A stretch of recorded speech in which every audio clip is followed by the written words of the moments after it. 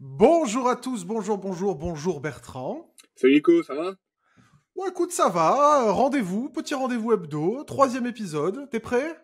Allez, c'est parti, hein. 50 minutes. 50 minutes de NBA, donc comme toutes les semaines, c'est le troisième épisode, on s'est dit et on le répète, ça sera une cinquantaine de minutes et pas 50 minutes exactement, parce qu'on aime bien déborder, et des fois aussi peut-être il y aura moins de choses à dire, donc ce sera peut-être moins long. En tout cas, pour ce troisième épisode, on a trouvé des sujets un peu particuliers. On va pas forcément parler de joueurs, d'équipes, même si on va les aborder. Aujourd'hui, nous allons parler de la physicalité. Donc ça, on s'est demandé, est-ce que c'est un mot qui existe? Densité physique, on va dire. En tout cas, dans la ligue, ça vient de sortir là. Shams a annoncé que le comité de compétition de la NBA s'était réuni pour voir s'il fallait justement mettre en place plus de possibilités défensives, parce que là, on atteint des records en termes de scoring et d'attaque. Après, on va discuter un petit peu du calendrier, Bertrand, parce que c'est des choses qui nous intéressent. On voit beaucoup, voilà, de stats sortir, beaucoup de records être battus, etc., etc. Mais on aime bien nuancer, on aime bien justement apporter un petit peu de contexte. Donc, on va parler de ce calendrier, de ce qu'on aime, de ce qu'on n'aime pas, de ce qu'on aimerait voir changer dans l'élaboration de ce calendrier. Et ensuite, et enfin, on parlera un dernier sujet. Ah bah si tu vois, on va parler des joueurs. On se demandera qui sera pour nous le prochain MVP américain. Parce que S'il y en a un. depuis, si on a, parce que depuis quelques années quand même, on est sur l'internationalisation du basket. On voit beaucoup de joueurs non américains glaner ce trophée-là et même être sur le toit de la ligue. Donc, on va aborder tout ça. L'intro était un peu longue, excuse-moi. J'espère que tu ne t'es pas endormi, assoupi. Ça va, c'est parfait, j'ai hâte de commencer. Allez, on va commencer là-dessus. Je fais un petit récap du coup. Donc, Shams Charania, pardon, a sorti un papier que je lis en même temps concernant la possibilité que la NBA incorpore plus de liberté défensive. Pourquoi? Parce qu'on est sur des moyennes de points jamais vues depuis les années 1960. On est sur un offensive rating et sur un nombre de 3 points réalisés par match jamais vu tout court. Donc aujourd'hui, le comité de compétition de la NBA, du coup, qui regroupe des représentants de la ligue et du syndicat des joueurs, des propriétaires, des joueurs et des dirigeants. Voilà, ils vont discuter et ils ont discuté pour laisser à la défense plus de liberté, que la défense soit plus permissive, parce que là, ça commence un petit peu à faire grincer quelques dents, que ce soit un petit peu de l'attaque à outrance. Déjà, première question, Bertrand, sur le bilan, est-ce que tu es d'accord? Est-ce que tu trouves qu'on est aujourd'hui dans une ère d'attaque? Et après, deuxièmement, qu'est-ce que tu pourrais un petit peu imaginer pour que les défenseurs soient plus privilégiés? Bah, je pense que c'est difficile de pas être d'accord avec ce joli tweet. Enfin, de ce que tu as dit, d'ailleurs, qu'on est vraiment dans une ère d'attaque, mais ça s'explique par plusieurs facteurs. Les joueurs sont de plus en plus adroits, que ce soit des extérieurs, mais aussi des intérieurs, qui s'écartent de plus en plus. Le terrain, on va dire, il s'agrandit de plus en plus. On joue de plus en plus vite. C'est pas évident de tenir tous ces bestiaux. Après, j'ai une idée comme derrière la tête. Je me dis que le All-Star Game a été la goutte d'eau, la petite goutte d'eau ils se sont dit ouais non là c'est trop et ça se voit. C'était la plus grande scène à ce moment-là et ça se voit, même si c'était pas de la saison régulière. Ensuite, voilà, le tweet est joli. Ils veulent changer des choses. Après, à savoir comment, qu'est-ce qui pourrait changer. Alors, tu m'as demandé les solutions. C'est assez compliqué. Est-ce que ce serait un retour du hand-check un peu plus physique? Est-ce que ce serait carrément un changement un peu plus brutal, comme je sais pas, les 3 secondes défensives pour permettre un peu plus de zone? Est-ce que tout à l'heure en off, on rigolait, je disais bah, j'espère que ça va pas être une mesure un peu naze en mode bah tiens maintenant on a droit à cette faute personnelle. J'ai vraiment, je sais pas trop. Le tweet est assez vague, tu t'en conviendras. Je sais pas si toi t'as une idée qui permettrait de durcir la défense. Moi, perso, à part légaliser une défense de zone totale et peut-être un retour du hand-check, même si je suis pas trop fan de ça, je vois pas trop comment. Tu peux définir un petit peu, peut-être pour les personnes qui nous regardent, le handshake, justement? Oui, en fait, c'est. Bah, vous regardez un match des années 90, vous allez vite comprendre. C'est finalement quand tu défends sur ton porteur de balle et que tu vas voilà, t'adosser comme ça C'est une antenne. C'est une sur antenne, ouais, plus c'est communément, c'est une antenne, une voilà. antenne bien poussée. Alors bien sûr, on voit toujours des joueurs qui touchent les hanches des autres, mais souvent on les voit, ils touchent, hop, ils enlèvent, ils retouchent, hop, ils enlèvent. Avant, quand c'était autorisé, donc je pense que c'était vers bah, juste avant les MVP de Nash, hein, parce que souvent on parle de ça, donc vers 2005, 2006 à peu près, ça a été retiré, ces handshakes. Voilà, c'est là qu'il y a eu la première révolution, on va dire, offensive. Après, là, enfin, pour moi, c'est plus du shoot, donc ça a plus trop à voir avec ce problème-là. J'ai pas trop de, ouais, vraiment, je te dis, à part la défense de zone autorisée, j'ai pas trop de solutions qui me viennent. Je sais pas si t'en as. Ben, moi, il y a un premier truc qui me vient, c'est-à-dire que déjà, le fait de laisser plus de liberté défensive, ça, de facto, autorise plus d'agressivité, tu vois. Et on sait que justement, la NBA avait voulu peut-être un petit peu, enfin, on s'en doute, que la NBA avait voulu retirer cette partie agressive du jeu pour éviter les débordements qu'on a connus, tu vois, ben voilà, dans les À Détroit, bagarres, dans tout ça. Ouais, à Détroit notamment, mais pas que, tu vois, il y avait beaucoup plus bien sûr. d'accrochages, il y avait beaucoup plus souvent de bagarres. Et on sait qu'en termes de pub, c'est pas forcément idéal quand tu veux vendre un produit qu'il y ait un peu de sang et quelques bleus. Donc, il va falloir aussi trouver le juste milieu entre ça et ça. Mais quoi qu'il en soit, bah, on sait pertinemment que la solution sera pas parfaite. Il va juste falloir essayer de l'adapter au maximum. Mais peut-être, tu vois, ça m'a fait penser quand tu parlais d'antenne. On voit aussi, tu sais, très souvent les attaquants se créer un écart avec le bras en poussant un petit peu le défenseur, etc., en écartant un petit peu le bras du défenseur sur une montée au cercle. Ça, c'est des choses qu'on voit et qu'on voit tout le temps. Moi, tous les soirs, je le vois. Et peut-être qu'ils vont interdire ça pour les attaquants, parce que laisser plus de liberté aux défenseurs, ça peut aussi inclure le fait de laisser moins de privilèges à l'attaque, tu vois. Chose qui était déjà un peu enfin, qui se faisait déjà, tu sais, avec la règle sur triangle qui était visée James Harden Voilà, quand tout à fait, ouais. il poussait comme ça sur l'arrière. Tu sais, excuse-moi, mais pendant que tu parlais, je réfléchissais aussi à une autre règle, le fait de nettoyer l'arceau en zone défensive. Tu sais que quand le ballon est au-dessus de l'arceau, on peut pas le toucher sur ce cylindre qui est Mhm. imaginaire. Peut-être l'autoriser pour les défenses et pas pour les attaques, ce qui... Mais de toute façon, voilà, c'est un sujet, on vient de l'apprendre il y a quelques instants, on en a parlé rapidement en off, mais on n'a pas vraiment eu le temps de se pencher dessus, etc. Je pense que c'est quelque chose qu'on va réaborder peut-être cet été, quand il y aura plus d'infos, quand il y aura plus de choses officialisées. Mais on voulait en parler parce qu'on trouve ça intéressant. Moi, tu vois, qui regarde pas mal un petit peu sur tous les terrains, il y a beaucoup de choses que je trouve un petit peu dommage aujourd'hui. C'est vrai que moi qui ai été habitué à la NBA des années 2000, c'est vrai que je trouve dommage que dès qu'un joueur tombe au sol, peu importe la raison, hein, qu'il soit légitime ou pas, bah ça siffle la plupart du temps, alors que bah c'est pas parce qu'un joueur tombe qu'il y a forcément faute. Ça arrive justement de perdre ses appuis, ça arrive et on dirait vraiment qu'aujourd'hui voilà, et les joueurs le savent, les joueurs en jouent un petit peu aussi. Donc moi je privilégierais toujours le fait que la faute arrive parce que le défenseur est dépassé et c'est le dernier recours, plutôt que la faute arrive parce que c'est ce que cherche l'attaquant. Ça c'est quelque chose un petit peu, tu vois, et c'est plutôt que parce que j'ai vu quelqu'un, on l'a posté rapidement sur Twitter et j'ai vu des gens réagir, dire mais ça serait déjà bien juste qu'ils respectent les règles actuelles. En fait, et moi, ce que je pense, c'est que pas forcément changer les règles, il peut, hein, tu en évoques certaines, etc., mais surtout changer le mindset général du corps arbitral où, bah voilà, c'est les mecs ont le droit de se rentrer dedans, les mecs ont le droit de. Et puis, franchement, Bertrand, on l'a connu un petit peu cette époque-là, c'est beau aussi, tu vois, des belles défenses, c'est Ouais, beau. carrément. Donc, Mais tu sais, c'est. j'aime ta vision de la chose parce que moi, là, je l'ai prise du côté il faut des règles pour les défenseurs.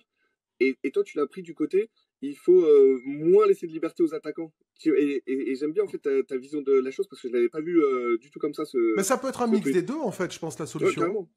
Ça peut être vraiment un mix des deux. Après, c'est vrai que là, j'ai vu, pareil sur Twitter, que ça débattait direct en mode ah, un tel va être handicapé parce que sans ça, il n'arrivera pas, etc. On sait, voilà, tous les grands joueurs devraient normalement réussir à s'adapter, même s'il y aura besoin d'une période d'adaptation. Mais moi, je suis quand même content que la NBA, et j'avais pas pensé à ça, c'est vrai que le All-Star Game a quand même dû jouer un petit peu là-dedans, où voilà, le shoot à outrance. Moi, franchement, et c'est ce que je disais juste avant, tu vois, toutes les révolutions ont le pour et le contre. Et c'est vrai que des fois, bon, Steph a révolutionné, mais des fois, on en parlait, c'est caricatural, tu vois, et c'est un petit peu dommage. Est-ce que ça va pas obliger aussi les attaquants à remettre un peu plus le nez dessous? Je sais pas, mais en tout cas, sur la physicalité, c'est vrai qu'il peut y avoir des joueurs, bon, on pense à Trey, notamment, tu vois, ou en playoff à chaque fois contre Miami, où là, on le sait, en playoff, normalement, le stade d'intensité est un peu plus libre. Trey souffre assez. Donc c'est vrai que sur des joueurs avec des gabarits un peu moindres comme ça vrai que ça peut peut-être avoir un petit impact. T'en penses quoi? Après, ouais, ouais, non, totalement d'accord. Et ça, c'est une très bonne remarque. Après, on sait que, comme tu l'as dit, la NBA, c'est un produit. Et c'est vrai que je suis pas sûr que de mettre des freins à des joueurs qui ont des physiques normaux, euh, ce soit bon pour eux non plus. Donc, en fait, je suis vraiment curieux de voir à quoi ils pensent et qu'est-ce qui est sur la table et la solution qu'ils vont nous proposer. Mais ouais, non, carrément, les physiques un peu plus frêles, ça risque d'être compliqué. Je pense même tout simplement à Wembanyama qui est encore en pleine formation au niveau de son corps. J'espère que ça va pas trop le repousser en dehors de la raquette. Oui, en fait, ça peut influencer sur la carrière de pas mal de joueurs. Mais en tout cas, bah voilà, ouais, comme tu l'as dit, les joueurs vont s'adapter. Les grands champions s'adaptent toujours.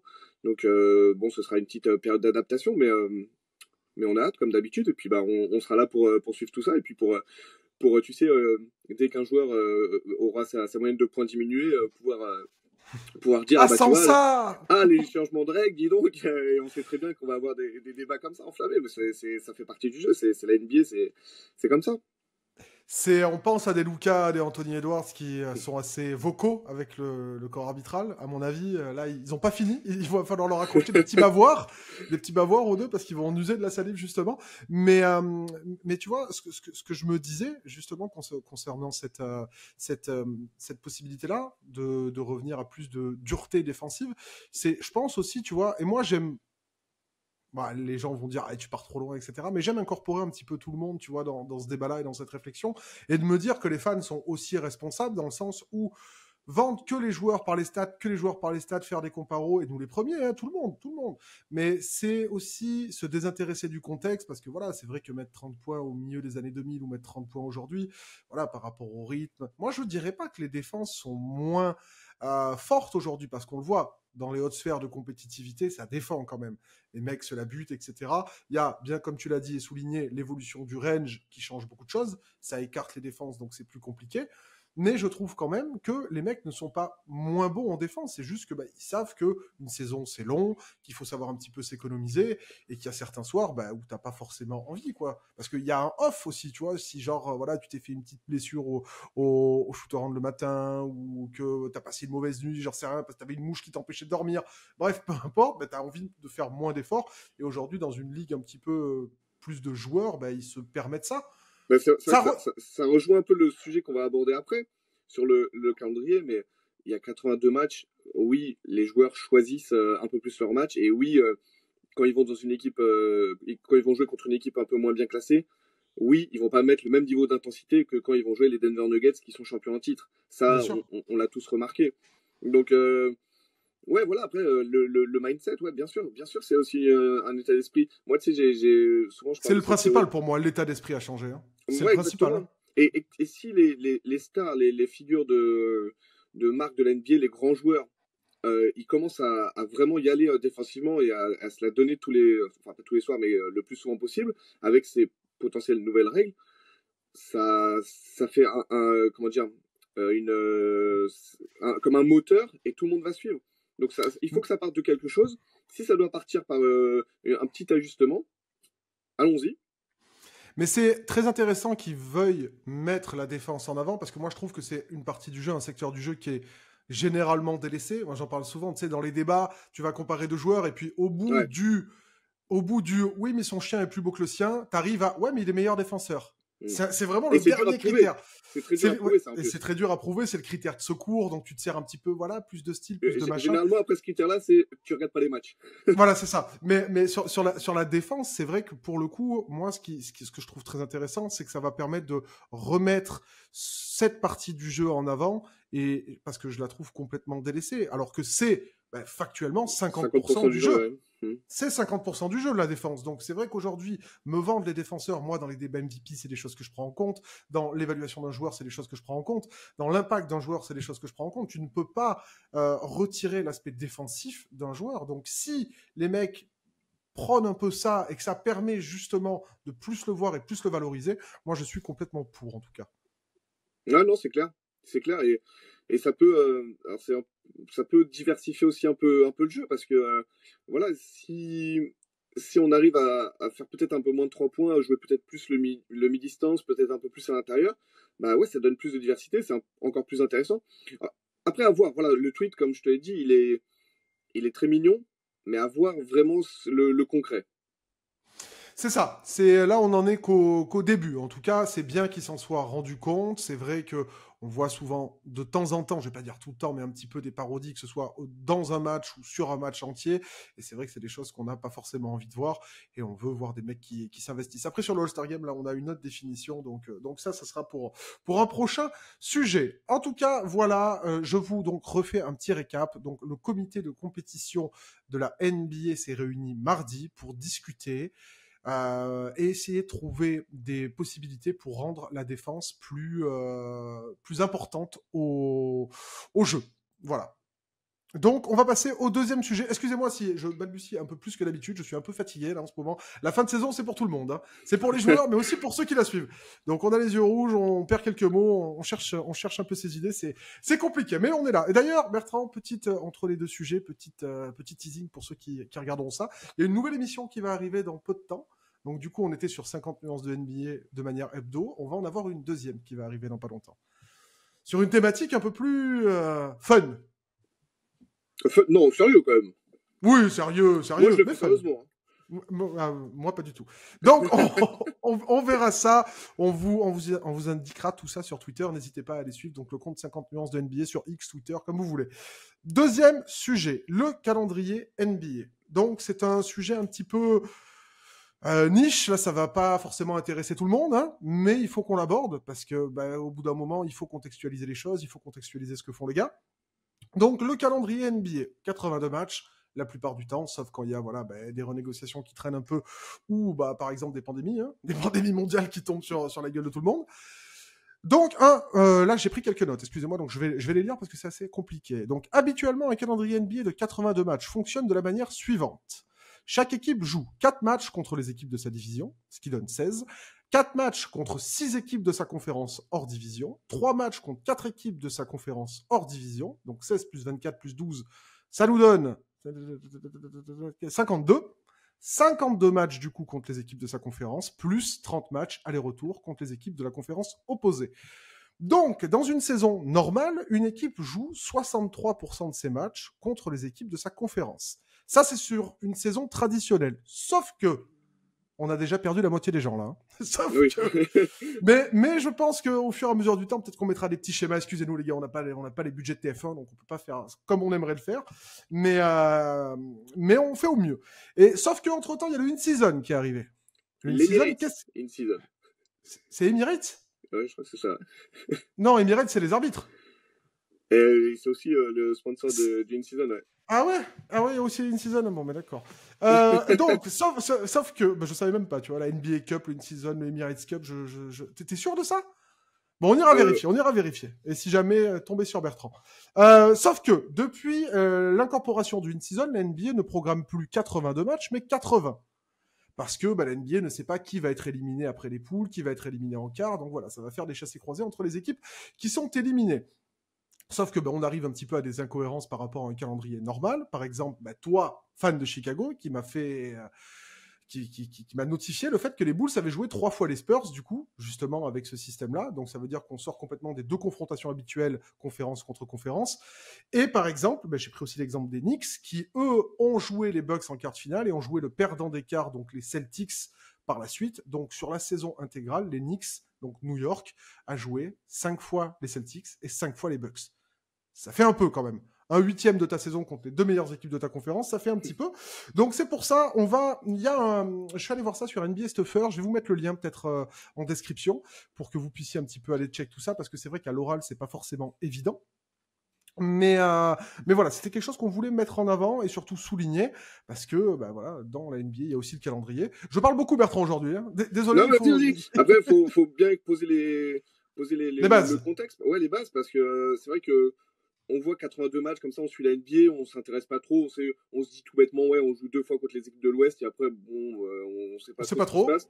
Mais surtout que là, cette saison, comme tu l'as rappelé, avec le in-season, ça a un peu tout modifié. Mais c'est important de tout rappeler pour pouvoir après rentrer un peu plus dans le vif du sujet. Alors déjà, moi, la première chose qui me dérange par rapport à tout ça, parce que là maintenant, il est l'heure de dire qu'est-ce qui nous va et qu'est-ce qui nous va pas.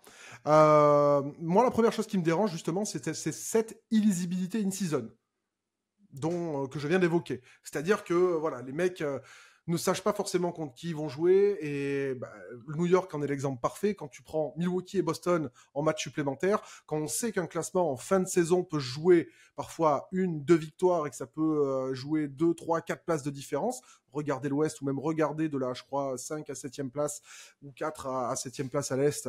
Enfin bref, c'est un bordel pas possible.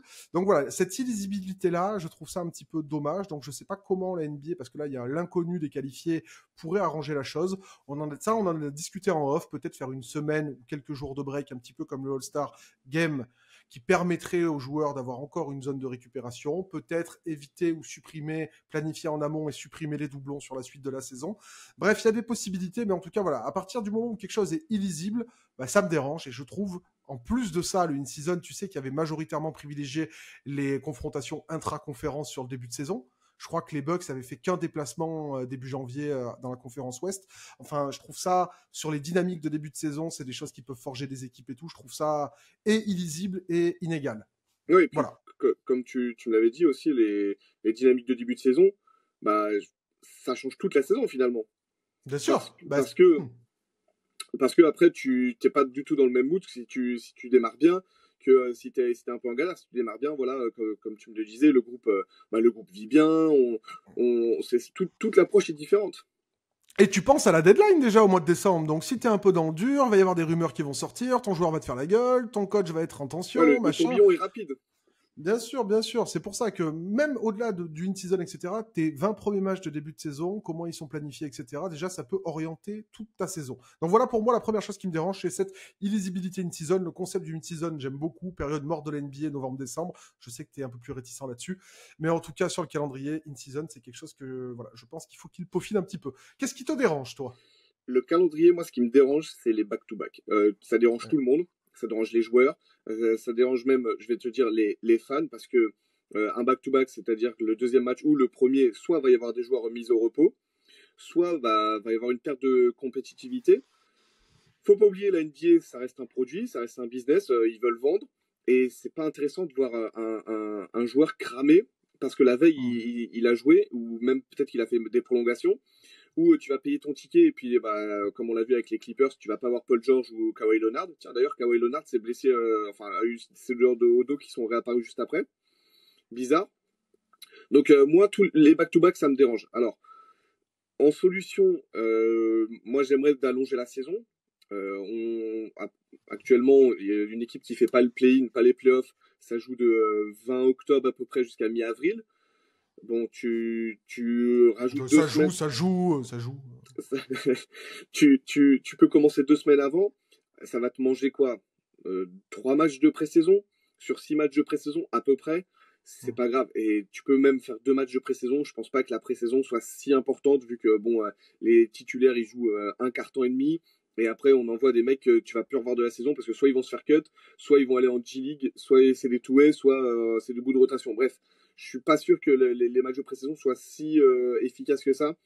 Je pense vraiment que c'est plutôt ce qui se passe après le Media Day qui est important, le training camps. Donc tu avances la saison peut-être de 2 semaines, quelque chose comme ça. L'autre solution, parce que je peux comprendre, oui, on a besoin de repos, etc. Je peux comprendre. L'autre solution, c'est des back-to-back. Alors moins de back-to-back, toujours des back-to-back, mais moins. Et faire en sorte que le deuxième back-to-back, le deuxième match, en tout cas de ce back-to-back, ce soit à domicile. Exclusivement à domicile. Exclusivement à domicile, voilà. Donc toi, t'es les Pacers, par exemple, tu joues à Cleveland. Le lendemain, t'es chez toi et tu joues les Pistons. Ou c'est vrai que ça dans les back-to-back, c'est peut-être déjà le back-to-back de base est quelque chose d'éreintant pour les joueurs.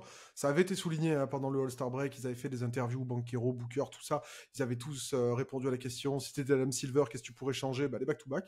Mais au-delà même du back-to-back, comme tu le soulignes, il y a le back-to-back à l'extérieur qui est ça, c'est la pire torture quoi. C'est non seulement tu joues 2 fois en 24 heures à peu près, soit et en plus de ça tu te tapes un voyage, etc. Donc c'est vrai que c'est très très éreintant. On parle de back-to-back, mais on parle même pas de, genre j'ai pas le terme, mais des 3 matchs en 4 jours.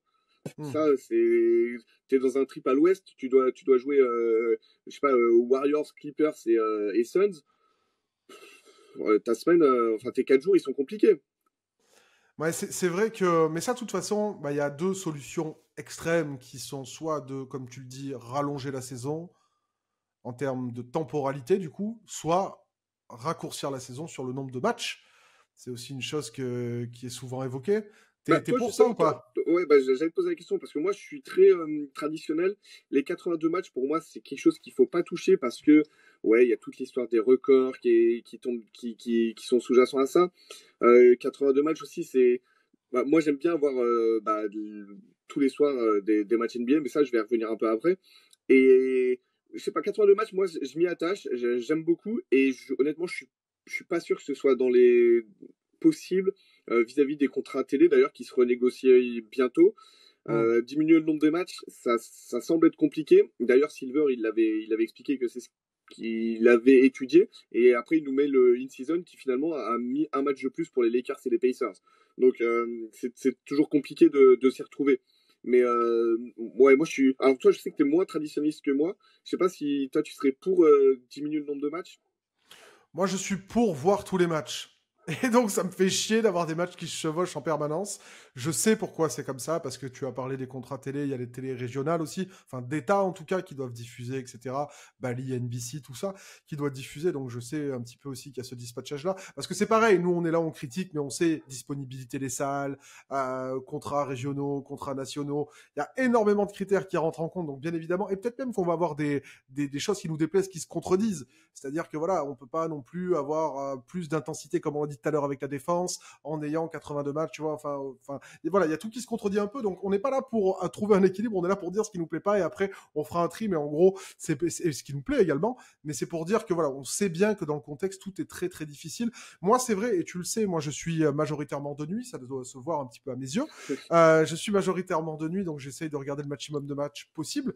Et c'est vrai que je te prends l'exemple tout bête. Bon, après, moi maintenant, tu le sais, j'ai pris l'habitude de diviser mon regard. Donc j'arrive plus ou moins à suivre 2, 3, 4 matchs à la fois. Mais c'est vrai qu'on n'a jamais le même focus que si on n'en suit qu'un seul. Et l'exemple tout bête, c'est voilà, il y avait Milwaukee, Sacramento et en même temps Clippers, Wolves. Les deux sont en même temps. Ben ouais, moi j'aimerais bien être focus dans chaque match l'un après l'autre pour voir les rotations, pour voir les réactions entre les joueurs, pour voir toutes ces petites choses que voilà, quand on regarde plusieurs matchs, c'est difficile à percevoir. Donc, mais je comprends aussi et j'y suis attaché, tu vois, à ces records, à tout ça, 82. C'est vrai mais j'aimerais bien tout voir quand même. Moi, j'aimerais bien tout voir quand même. Mais, Mais ça, c'est un challenge que j'aimerais me lancer une saison, regarder tous les matchs. tous les matchs. Ouais. Ouais, je n'aurai plus du tout de vie. Oui, Après, il y c'est a ça. toujours, ouais, puis il y a toujours des équipes qui sont à 10 victoires où c'est pas toujours la folichon de les regarder. Mais je me permets de rebondir là-dessus.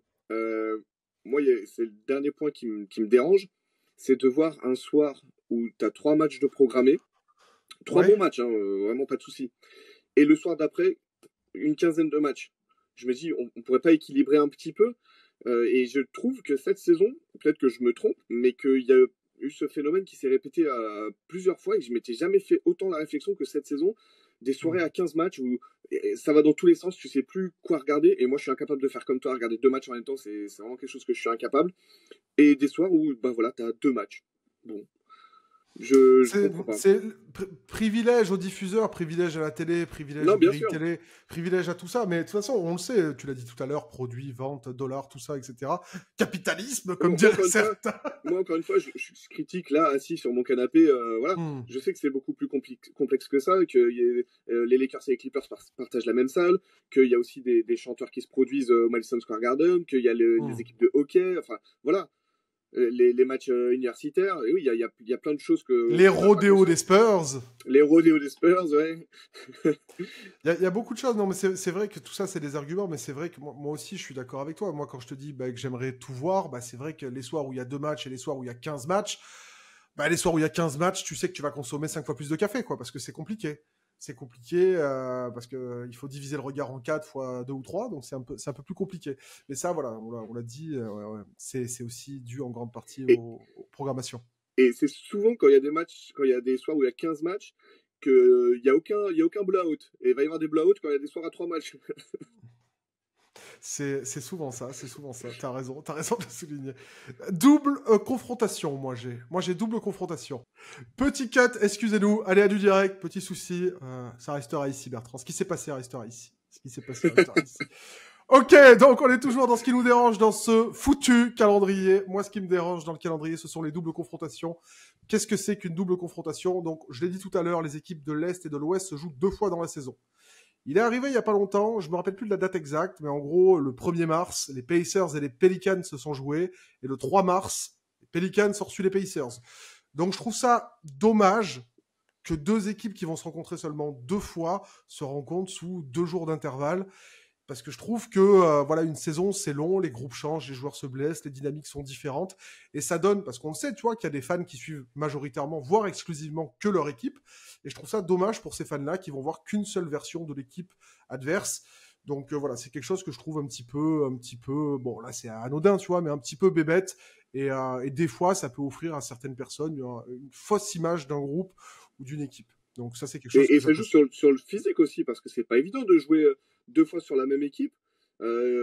C'est comme une mini-série de playoffs, et les joueurs sont plus habitués à tes déplacements. Enfin, moi, je trouve ça plus dur de jouer la même équipe 2 fois dans un temps très réduit. Et c'est difficile aussi de la battre 2 fois, parce que souvent, si elle s'est fait botter le cul la première fois, elle Mm. revient avec un petit sentiment de revanche. C'est ce qui s'est passé d'ailleurs sur le Pels Pacers. Nola était allé perdre, et après l'erreur, ils les ont roustés chez eux à Nola. Donc voilà, moi la double confrontation, c'est quelque chose que j'apprécie pas trop. Tu as d'autres trucs, toi, en tête? Non, moi, c'est bon, j'ai dit tout ce que Ok, tout ce que alors moi j'avais j'ai à dire. moi j'ai d'autres trucs en tête. Genre, moi j'en ai plein. Donc, Après, non, attends, si je peux rajouter juste un tout vas-y, petit vas-y. truc. Alors, on adore tous les Paris Games, les Mexico City Games. Enfin, j'imagine les Mexicains, ils aiment bien ça. Mais moi, ça me dérange un peu parce que, bon, c'est vraiment un détail, hein, mais ça enlève un match à domicile à une équipe. Voilà, c'est tout. C'est vraiment pour être chiant, quoi. Ouais, j'avoue, c'est pinaillé là. Non, non, mais certains seront d'accord avec toi. Moi, ce qui m'embête aussi, et ça, je sais que ça va être difficile à changer, parce que la géographie est faite d'une certaine manière. Donc, Los Angeles est à l'extrémité gauche du pays, Indiana est dans les terres, donc par rapport de situation géographique. Les Clippers sont l'équipe qui a parcouru le plus de kilomètres cette saison et qui va parcourir jusqu'à la fin de saison le plus de kilomètres au total, tandis que les Pacers est celle qui en parcourt le moins. Je crois qu'en plus la différence est énorme. J'ai plus les chiffres en tête, mais je crois que la différence est vraiment énorme. Donc voilà, ça peut s'expliquer par la situation géographique. Je dis pas qu'il faut forcément trouver un moyen pour que tout soit égalitaire, mais c'est quelque chose que les gens doivent garder en tête. Que tu as les équipes, par exemple, OKC qui est dans la même division que Portland, le déplacement est beaucoup. Je crois l'autre jour, on avait fait un calcul rapido, que toutes les équipes de la division centrale, enfin la distance entre toutes les équipes de la division centrale est moins importante que la seule distance OKC Portland. Donc voilà, c'est Mm. aussi des choses qui peuvent peser sur les corps, peser sur l'organisme, les déplacements, etc. Donc c'est des choses voilà, qu'il faut garder en tête. Et ça, t'aurais une solution pour ça? Bah, il faudra peut-être, moi je vais attendre les 32, donc je pense que en partie ça pourrait justement faire en sorte que les 2 nouvelles équipes, on sait que ça devrait arriver l'expansion, pop à l'ouest. Du coup, je pense que c'est une évidence que ces équipes-là arrivent vers l'ouest. On parle de Seattle, on parle de Las Vegas, Vegas, voilà, Seattle, on ouais. parle de tout ça. Donc moi je pense que en tout cas ça devrait aider à ce qu'elle s'implante à l'ouest. Et après ouais, il faudrait redécouper parce que t'as Memphis qui est par là, etc. T'as Minnesota qui est tout seul à côté de la centrale, qui doit faire des déplacements tout le temps. Je pense, ouais, même OKC, bon, c'était Seattle de base et ils n'ont pas changé ça, mais je pense qu'OKC aussi devrait peut-être être rattaché à une autre division. Même si, ouais, il y a vraiment un gros trou là, hein. Nord-ouest, un petit peu centre-ouest, c'est un peu. New Orleans aussi, qui est pas très loin Ouais, Nola, ouais, qui est de en la bas, ouais. conference Mais eux, Ouest. ils sont avec le Texas et tout. Donc, ouais, t'as Memphis, t'as Nola, t'as Mm. OKC et le Texas. Ça ferait du 6. Est-ce qu'ils devraient pas découper les divisions? Mais ça, c'est quelque chose dont on va peut-être, parce que c'est aussi dans les choses qui me dérangent. Donc, bref, je disais, le kilométrage, il faut juste le garder en tête. Je sais que c'est difficile, mais c'est quelque chose qui peut peser. Et après, sur le calendrier plus global, là, c'est grosse question pour conclure. Est-ce que tu penses que la NBA devrait réfléchir à casser, donc là, tu m'as dit que tu étais traditionnaliste, donc à mon avis, ça va être non, ce délire de division, de conférence, je le répète, les Knicks ont joué 5 matchs contre les Bucks cette saison qui ne sont pas dans leur division. Donc, ils ont joué plus de matchs contre une équipe de la division centrale que des matchs division Atlantique, je crois, ils sont les Knicks.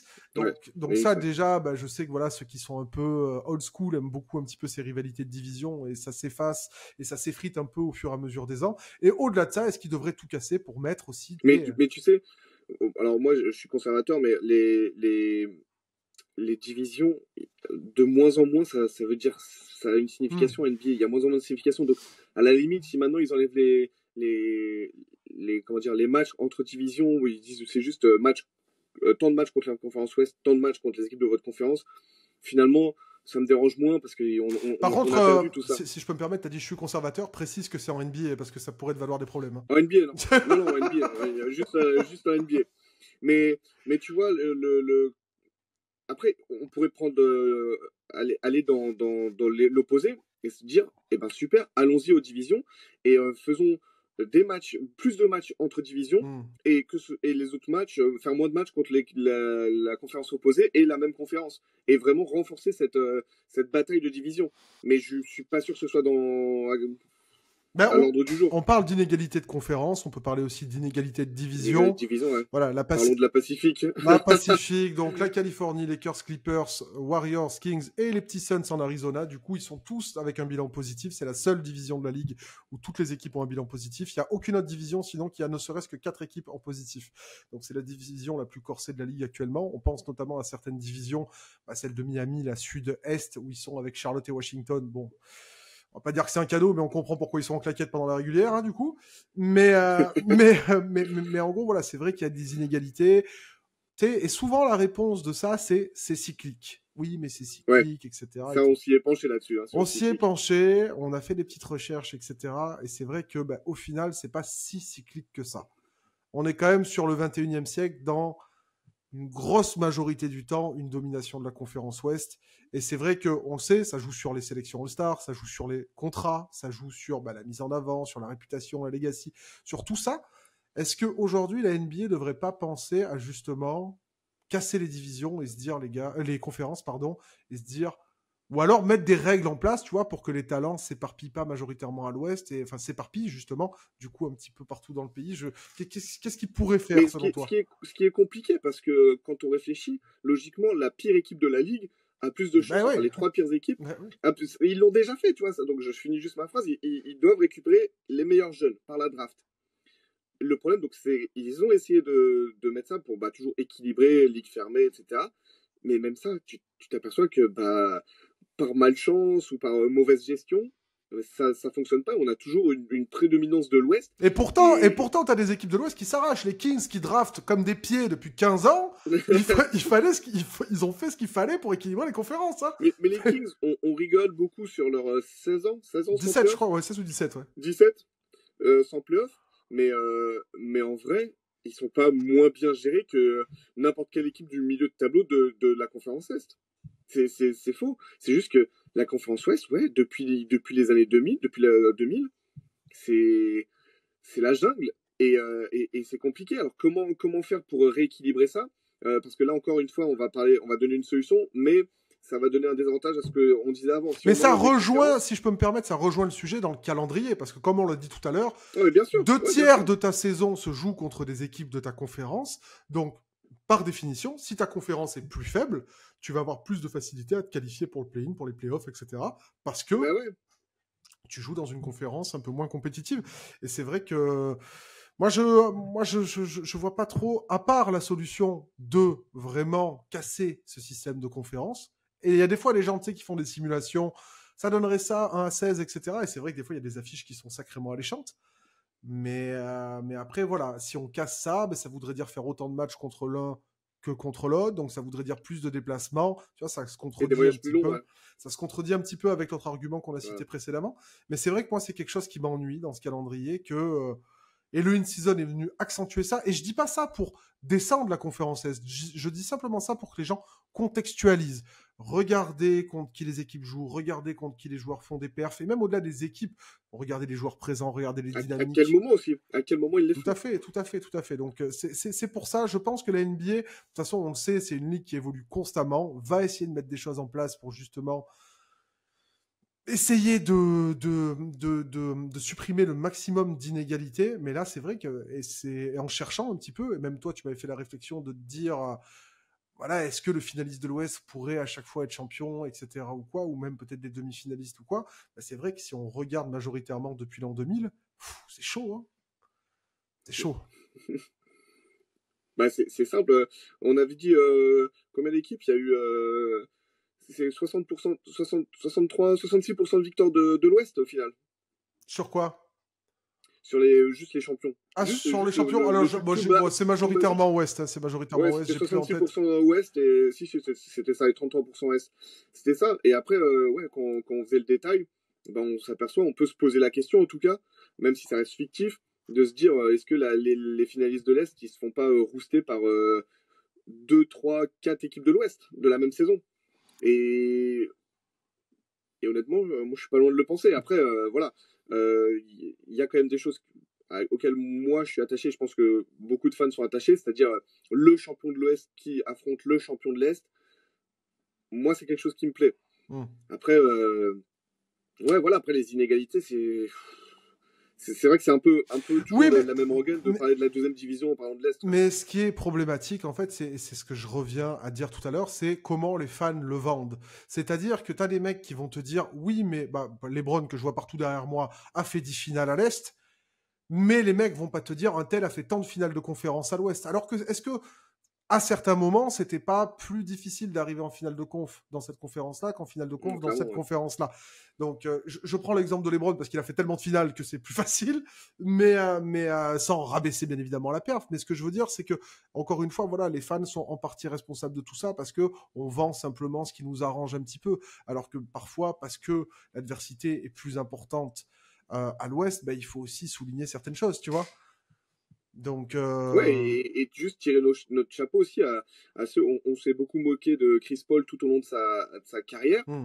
Mais enfin, Chris Paul, il a joué toute sa carrière à l'Ouest. Ouais, et on lui a empêché d'aller à certains endroits aussi, à Chris Paul. D'aller à certains endroits. Mais tu vois, et le mec, bon, il a fait beaucoup de second tour, mais quand même. Et tu vois, les équipes qu'il avait, quand je pense aux Clippers de Blake Griffin, de Lob City, quand il était aux Rockets, aux Suns, il allait en finale NBA, mais tu vois que c'est. Et sa carrière est longue, et tu vois que c'est compliqué. Et il faut aussi dire bravo. Bravo, parce que les mecs, ils ont quand même. Ils se sont arrachés, ils sont allés en finale de conférence.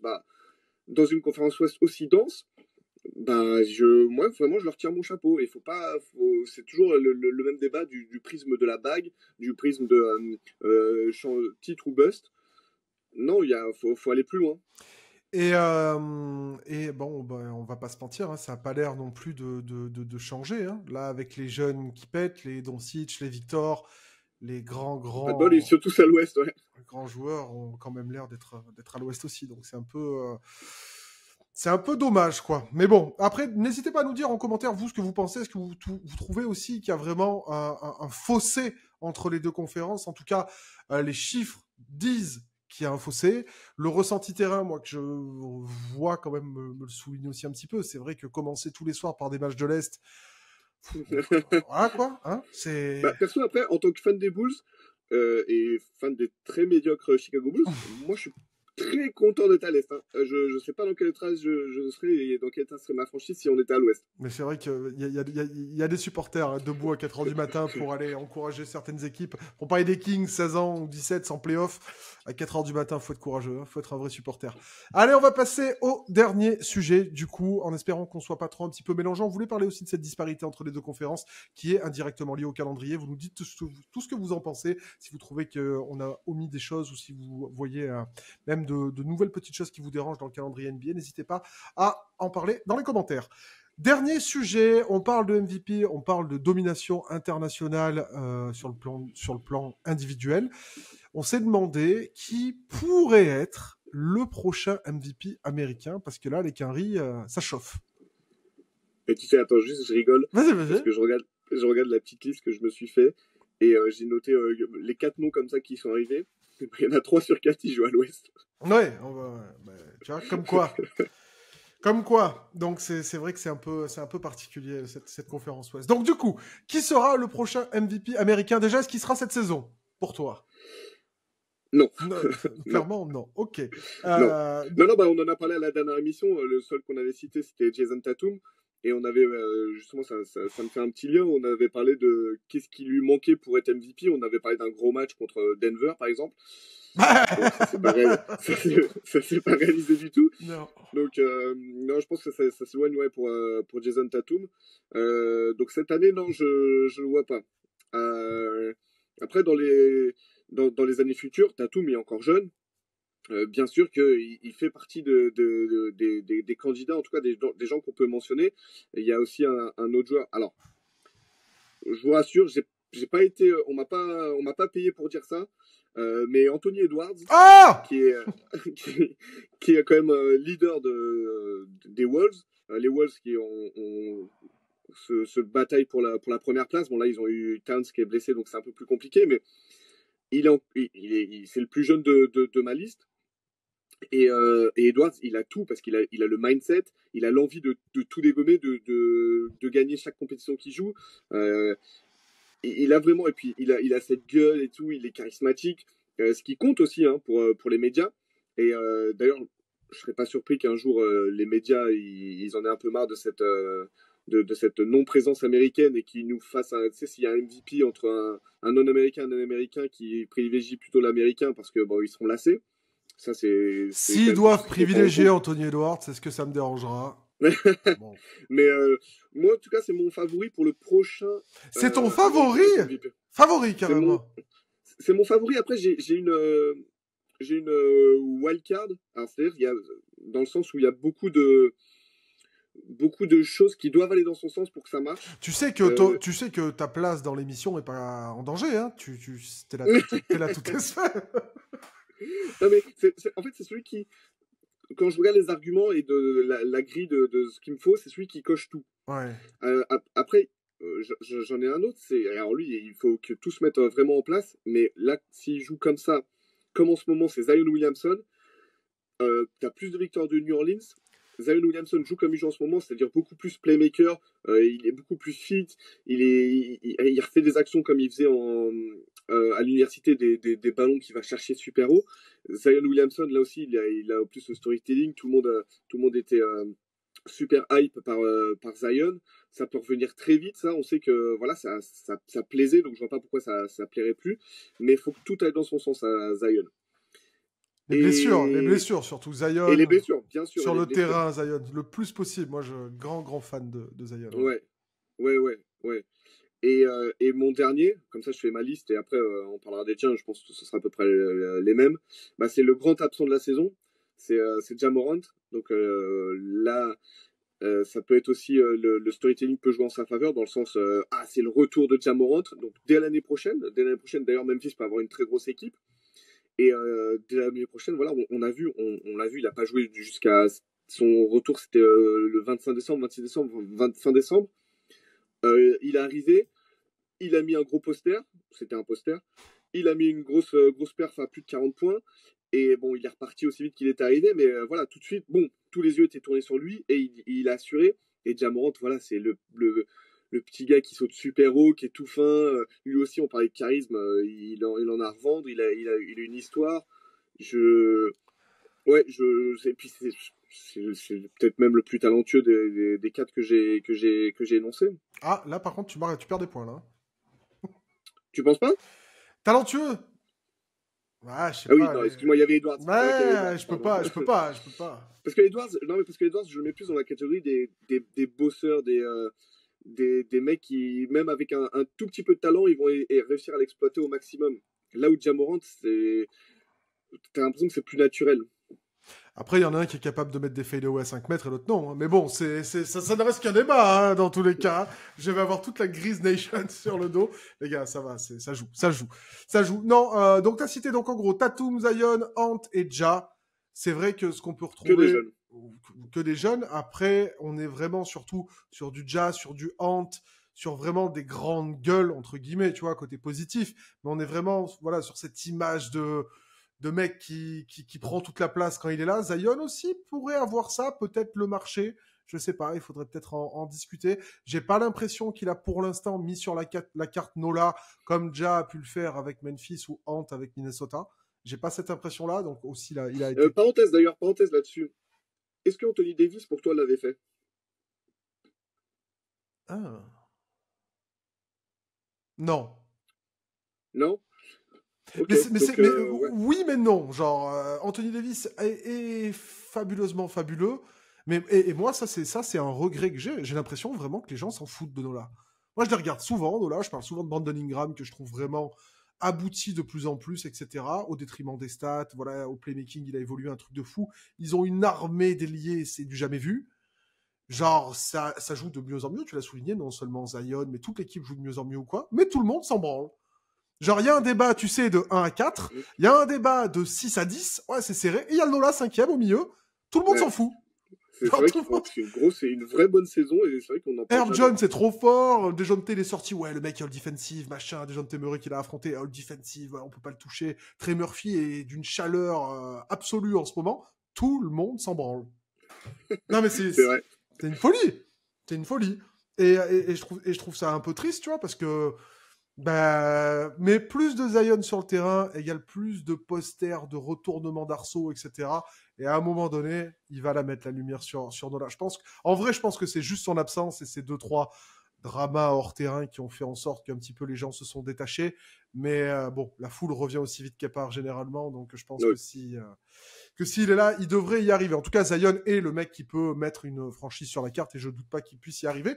Mais en tout cas, ouais, moi je suis à peu près, non seulement dans la gueule, dans ce qu'il dégage, dans le côté spectaculaire, dans tout ça, je pense que Eja et Ant et Zion ont un petit peu ce qu'il faut. Je trouve que Ant et Eja sont plus dans la grande gueule.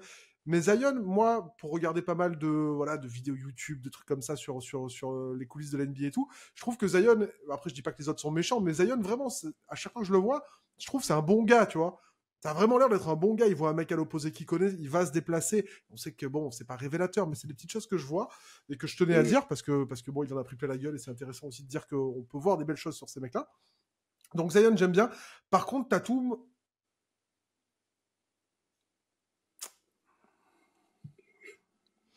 je sais pas. Je sais pas. Pour moi, pour être MVP, il faut être dominant sur tout un match, sur toute une semaine, sur tout un mois et sur toute une saison. Et on l'a dit la semaine dernière que c'est déjà une très belle chose de réussir justement à être le meilleur joueur de la meilleure équipe. Après, j'ai aussi parfois cette sensation qui se fait un peu porter par sa meilleure équipe. Je dis pas que c'est vrai, je dis que j'ai cette sensation-là. Et dans l'impact, je pense que les gens vont se dire ouais, mais bon, il laisse la place et tout. Je pense un peu nonchalant. Ouais, je sais pas si c'est de la nonchalance ou si c'est que ok, il est bon partout, mais tiens, je te pose une question. Non, pas la nonchalance, mais peut-être pas la rage. Moi, ouais, il a pas déjà le caractère des 3 autres, ça c'est une certitude. Mais de ce qui ressort, hein, il a peut-être le même en privé, mais de ce qui ressort dans la perception qu'on en a, en tout cas, on perçoit pas la même chose. Et je te pose une question, moi, dans quoi, parce que les autres, on pourra en parler après, mais dans quoi Jason Tatum est élite de chez élite? La création de shoot, quand même. La création de shoot, c'est vrai. Après, faut les mettre pour que ce soit élite. Ouais. Bon, ça va, j'ai quand même confiance j'ai plus confiance quand Tatum shoot que. C'est vrai. Désolé déjà, mais à mi-distance, j'ai plus confiance en Tatum, quoi. Ah bah ça pour le coup, je te contredirai pas là-dessus. Mais en fait, ce que je veux dire, c'est que Tatum est fort partout, vraiment partout, et il essaye vraiment, tu vois, mais j'ai pas l'impression qu'il y a ce truc où t'es là, putain, le mec est dominant de ouf. Et pour que le mec soit MVP, je pense qu'à un moment donné, il faut se dire, putain, le mec est dominant de fou. Tu vois ce que je veux dire? Ou les fans de Boston vont me détester? Non, je vois parfaitement. Mais après, j'étais en train de me poser la même question sur mes 3 autres joueurs. Mais après, les 3 autres, ça peut compenser par le caractère aussi, tu vois. Déjà, il est dominant dans ses drives. Ça, on peut pas en tirer dans ses drives. Zion aussi? Il est trop fort. Zion, alors c'est un autre style, mais ouais. Et Edwards, tu vois, dominant, moi, c'est vraiment son état d'esprit, quoi. Mais dans le jeu, j'ai pas. Enfin, aujourd'hui, oui, il a son état d'esprit de dog, mais Tatum est juste meilleur. Non, tout simplement. Après, là, on parle beaucoup de ces 4-là, et j'ai dit tout à l'heure c'était les 4 jeunes, mais est-ce que tu penses que ça peut pas être un vieux? Et quand je dis vieux, je sais pas moi, départ de LeBron, Anthony Davis qui prend plus de place, en plus il est à Los Angeles, il a le marché, d'un Kevin Durant qui sort encore une saison mémorable peut-être l'année prochaine, ou scénario que je t'avais expliqué, imagine les Clippers sont champions NBA cette saison, l'an prochain... Attends, j'imagine. C'est bon, j'ai imaginé, c'est bon. J'ai vu Steve Ballmer bourré à 4h du mat. Oh, Steve Ballmer, oh là là, rien que pour ça. Je l'ai vu en slip à 4h du mat dans une boîte. Ok, c'est bon, vas-y, continue. Bah, t'as pas vu après, il l'a enlevé. Mais, mais donc, Kawhi MVP des finales, tout se passe bien. Dans l'euphorie, les Clippers partent en boulet de canon la saison suivante, donc la saison d'après. Et t'as Kawhi qui fait une saison, même la même saison que cette année, mais tu vois, les regards vont être différents, les caméras vont être plus sur lui. Parce que cette saison aussi, tu vois, tu parlais de New Orleans, tout le monde s'en fout. Kawhi, il fait une saison incroyable et personne n'en parle jamais. Et ça peut être, tu vois, un espèce de booster comme ça. Et voilà, faut pas mettre, je pense, de côté les vieux Américains. Cette phrase est bizarre, mais les joueurs un peu plus âgés qui sont américains, donc ces trois-là en l'occurrence. Je comprends ce que tu veux dire dans le changement de regard. C'est vrai qu'on l'a souvent vu, une fois qu'un mec est champion, bon, on va avoir tendance à voir un petit peu les choses plus en profondeur, à se dire ah ouais putain l'impact est fou, ouais mais c'était déjà Et fou. puis se dire Kawhi, comment ça il est pas MVP avec tout ce qu'il a fait, il a gagné à Toronto, il a gagné à San Antonio, il a gagné aux Clippers, il est 3 fois MVP des finales et il a pas MVP des saisons régulières. Quelle injustice! Quelle injustice! Quelle injustice! Non, après, moi, oui, c'est des scénarios qui sont possibles, mais perso, j'y crois pas des masses.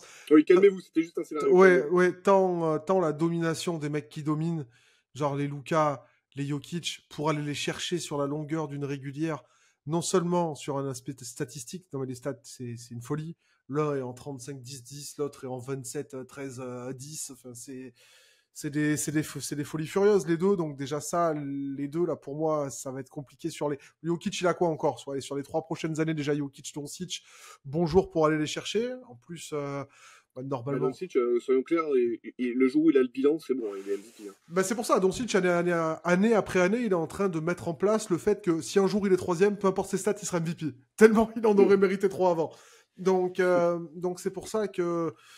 Il y a Shea aussi, pareil, là, qui est en train de. Quel âge Shea 25, 26, donc tout jeune. 26, ouais, c'est vrai. Jojo, quand il va revenir, pareil, sur l'aspect statistique, ça va être compliqué d'aller chercher des mecs comme ça. Yanis, bon, j'en parle même pas. Mais... Oui, parce que Embiid, précisons, on le compte pas comme américain.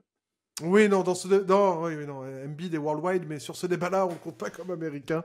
Donc ouais, non, ça va être un peu compliqué. Je réfléchis, ouais, en plus on a parlé de Victor.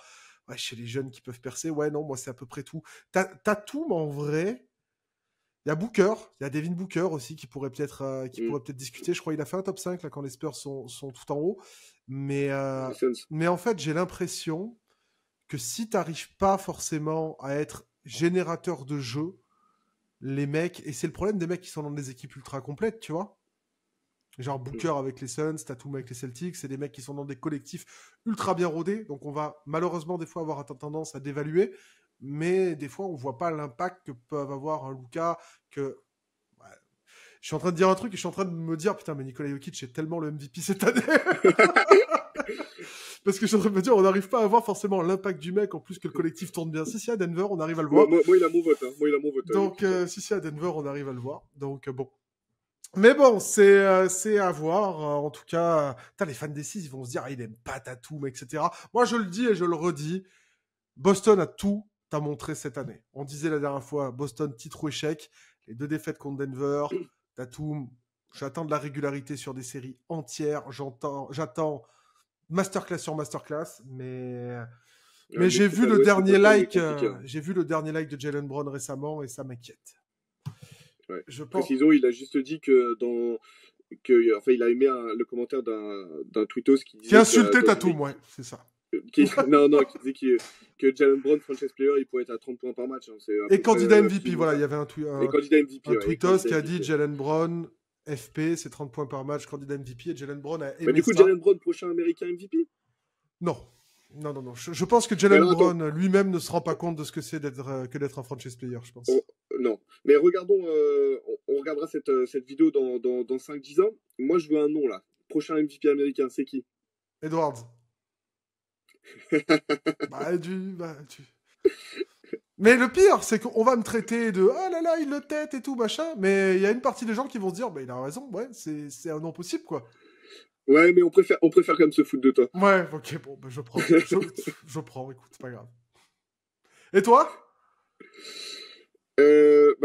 Ça m'embête parce que je voulais dire Edwards, mais... Ah tu vois, on se fout de moi, mais... Non, je vais aller sur Zion parce que je me dis, là j'ai un autre scénario dans la tête, je me dis Zion versus Wemby, est-ce que ce serait pas un truc que les médias nous vendraient? Tu vois, c'est vraiment les deux opposés et ce serait tellement drôle. Il était sympa en Zion plus le dernier Zion NBA. Ouais, ouais. Et tu vois un peu le truc un peu comique du truc. Donc Zion Wemby, un petit le Larry Bird Magic Johnson version 2025 là. J'essaye, je Euh, regarde un je- peu là. Je regarde un peu des petits noms, des petits noms. Est-ce qu'un Donovan Mitchell sur un push sur Donovan Mitchell, mais Donovan Mitchell, mais ouais, tu sais que c'est possible Donovan Mitchell. Hein. Donovan Mitchell, en plus, bon, s'il arrive à faire. j'ai peur que tu dises s'il part de Cleveland. J'ai peur. Non, alors j'ai deux possibilités. Oui, je voulais en parler. Mais s'il reste à Cleveland et que l'an prochain ils sont premiers de l'Est et qu'ils pètent tout, bah Donovan Mitchell, bien sûr. Et s'il part de Cleveland, qui va à New York, hein, voilà, et qui remet New York tout en haut de la conférence Est, là les médias new-yorkais Alors ça vont m'embête ça. Ça tout m'embête ce que entamé. tu dis parce que j'ai un autre nom et ça va pas avec ce que tu dis. Julius Randle, Un autre nom. Brunson, C'est la petite, la petite, la petite. James Brunson. Ben pourquoi pas. Bah je sais pas parce que regarde dans le All-Star Game il s'est fait déjà bouder du 5 majeur. Donc je me dis, est-ce qu'il a vraiment. Enfin, moi j'adore, hein, Jalen Brunson, il fait une saison incroyable, mais je me dis qu'il n'a pas cette aura au niveau Non, ça du c'est grand vrai. public. Ça c'est vrai qu'il a pas cette aura. Et c'est dommage, hein, c'est dommage, parce que vraiment, mais il est trop fort cette saison. Mais c'est surtout que je prends l'argument que tu viens de donner, c'est New York. Qui met New York sur le toit du monde se met les médias dans la poche, quoi. C'est clair, c'est clair. Donc ça, c'est quelque chose vraiment qui peut... Ouais, donc je regardais un petit peu les équipes. Donovan et Brunson sont peut-être... Brunson, moins, je pense. Hein. Mais Donovan, en plus Donovan, donc les fans des Cavs vont nous en vouloir, etc. Bon, après, écoute, c'est Utah, Cleveland, c'est pas des marchés médiatiques Non, mais surpuissants, tu vois. attends. Mais comme je t'ai dit, si Cleveland demain, Non, non, mais l'année bien sûr. prochaine, est top 1, Non, mais ça, j'entends. Mais on va pas se mentir. Si Donovan Mitchell fait la saison qu'il fait cette saison sous les spotlights des Los Angeles Lakers à côté d'Anthony Davis, ah oui, non, sa c'est oui, saison a une autre résonance que ce qu'elle a aujourd'hui. c'est clair. Qu'on nous dise, oui, mais vous voulez, moi je veux rien, moi je veux que les joueurs jouent où ils veulent, je veux que les équipes fassent ce qu'elles veulent, je m'en fous. Je dis juste que c'est factuellement, médiatiquement fait, que quand les mecs sont allés aux Lakers ou que les mecs sont dans des top marchés, qu'ils soient plus mis sous la lumière, quoi. Ouais, carrément, carrément. Surtout après, Oui, bah oui. voilà, quand c'est des joueurs. Oui, je pense pas qu'on aurait eu la Linsanity, donc Jeremy Lin, s'il était joueur de Utah Jazz. Quoique. Qui sait? Je regarde un petit peu d'autres noms là. Les Clippers, ça se parlait un peu de Kawhi. Bronbron à 45 ans, son 5e MVP, pourquoi pas? Kyrie, bah non. Qui c'est qu'on a d'autres, etc. Non, c'est vrai que là. Lillard, je pense que c'est fini maintenant qu'il est en plus avec Yanis. Ouais, ça va être un peu Trae compliqué. Young, peut-être Trae Young, je sais pas si. Imagine qu'il. Ah purée, mais là tout le monde va me détester parce que j'ai encore dire, imagine il change d'équipe et il fait un truc à la Jason Kidd quand il arrive au Nets et qu'il y a un différentiel victoire qui se fait. Mais tu vois, ça c'est un scénario possible. Que Trae Young soit candidat à MVP, c'est un scénario possible. Bah, imagine, il va aux Spurs et l'an prochain, les Spurs passent de 17 victoires, je sais pas combien ils vont finir cette saison, de 17 victoires à 60 victoires. Tu vois le delta? Et il y aura bien des responsables à ça. Donc oui, il y aura Wemby. Ouais, non, ce sera Wemby. Ben, voilà, t'as ta réponse, je crois, en fait. Hein. Voilà, on est plutôt d'accord. Moi, bon, là, c'est plus pour la vanne qu'autre chose, mais si Jimmy Butler est champion, il se dit, bon, allez, je vais jouer une saison régulière à fond, les playoffs, je m'en fous. Tu sais, il inverse son processus. Ouais, cote à 5000. Hein. Voilà, donc cote à 5000, je pense qu'il préférera toujours écouter sa musique et jouer aux cartes avec ses potes. Ça ne changera pas. Après, non, sinon, je regarde un petit peu même dans les jeunes ou quoi. On va dire Cam Thomas, mais ça, c'est juste pour faire plaisir aux fans des Nets parce que les temps sont durs. Sinon, qu'est-ce qu'on a d'autre? Non, c'est un petit peu tout. Hein. C'est un Ouais, petit c'est à peu peu près tout. tout. Hein. À voir un petit peu ce que les prochaines années de draft nous réservent au niveau des jeunes prospects américains, même si les Français sont plutôt pas mal classés également, donc à voir. Est-ce que le prochain, tiens, question, est-ce qu'il y a plus de chances que le prochain MVP soit américain? Est-ce que un Américain et un Français, on enlève toutes les autres nationalités, le prochain MVP sera plus américain ou français?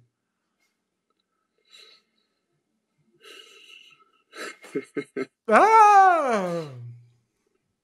Non, je pense américain quand même. Okay. Parce que je réfléchis et le temps que Wemby soit dans une équipe qui soit compétitive, ça peut prendre du temps. Là où Edward, Zion, Ja, Tatum, ils sont déjà dans ces équipes-là. Même Mitchell, ils sont déjà dans ces équipes-là. Donc non, je vais quand même dire américain. Ça va prendre du temps. Ça va prendre beaucoup de temps. Je sais pas si Voilà. t'as vu la séquence de Trey Jones hier soir où il garde le ballon. Si. Tu l'as vu? Ouais. Si. Et il comprend pas ce que c'est. Non, C'est terrible. catastrophique. Bref, donc voilà un petit peu pour ce 3e épisode de 50 minutes de NBA. On a dû déborder un petit peu comme d'habitude. On s'est emballé. On a du coup, les gars, parlé de quoi, Bertrand? Du calendrier, du MVP américain et des défenses plus physiques pour la saison prochaine qui sont en préparation. N'hésitez pas, on va faire comme tous, on va faire comme tout le monde. J'aime pas faire comme tout le monde, mais on va devoir le faire, les gars, pour le référencement. Ça nous aide énormément, donc s'il vous plaît, tout là, vous savez ce qu'il faut faire, vous faites tout ce qu'il faut. Les commentaires, le machin, etc. Ça nous aide beaucoup, parce que c'est Bertrand qu'on va revenir toutes les semaines, qu'on va mettre de nouvelles émissions. Cette semaine, en plus, on a une miniature, on arrange les micros, on essaye la bonnette bientôt. On essaye, de faire évoluer ça de la meilleure des manières. Plus le temps va passer, là, par contre, pendant la saison, plus on va peut-être dire n'importe quoi, parce que la fatigue est là, hein, la saison avance. Le calendrier. Le fameux. Pensez à nous, le calendrier. En tout cas, merci Bertrand, on se dit à la semaine prochaine. Merci à vous, les gars. Et go Bulls, hein? Go Bulls, merci. Go Bulls, ciao les gars, ciao. Salut.